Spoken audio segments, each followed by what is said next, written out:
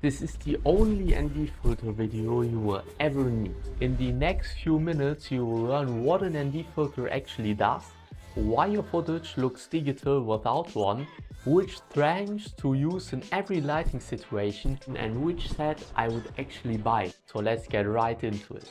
An ND filter is sunglasses for your drone. That's the whole concept. It's a small piece of dark glass that screws or clips onto your camera and blocks a controlled amount of light. ND stands for neutral density. Neutral means it darkens the image without changing the colors. Density means how strong it darkens. That's the single cheapest upgrade that makes your drone footage look cinematic. Here's the reason, and it comes down to one rule. Cinematic footage needs motion blur. Motion blur is what makes movement feel natural to your eye. Every movie you've watched has it.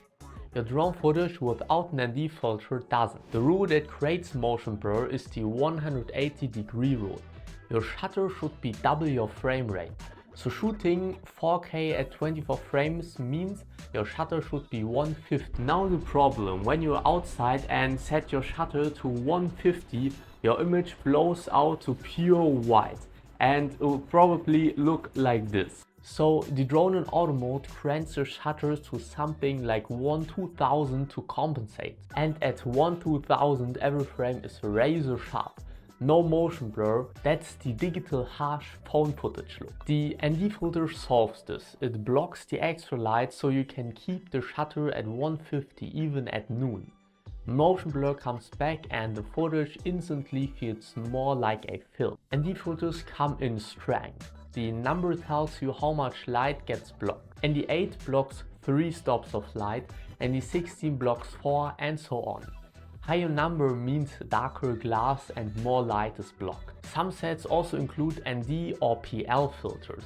That's an ND combined with a polarized, which cuts reflections on water and glass. Nice to have for coastal footage, but not essential on day one. So here's my simple guide when to use which one. At sunrise and sunset you fly without an ND filter or an ND8. Golden hour with the sun still low, ND8 or ND16. At cloudy days or complete overcast, I would probably tend to the ND16. For mid-morning and afternoon sun you go with an ND32. In the harsh midday sun you actually need an ND64 or 128. And when you're flying in snow, white sand or open water in complete sun, I would actually go to an ND256. And if you only remember one number, remember the ND60. It covers more situations than any other single filter. The check is simple. Filter on, shutter locked at 150, then look at your exposure.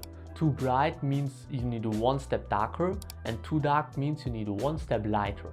After 3 flights this becomes automatic. I fly the K&F concept filters and I would always buy them again.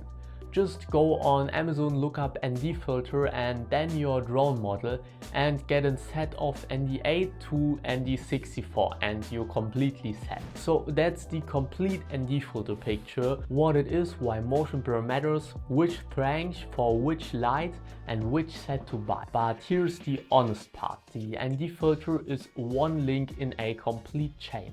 It only works together with a locked shutter, the right ISO, a fixed white balance and the right color profile. If you change one link, the others react and your footage will not look cinematic even with ND filter. That full chain is exactly what I teach inside Drone Circle in the cinematic and technical mastery module.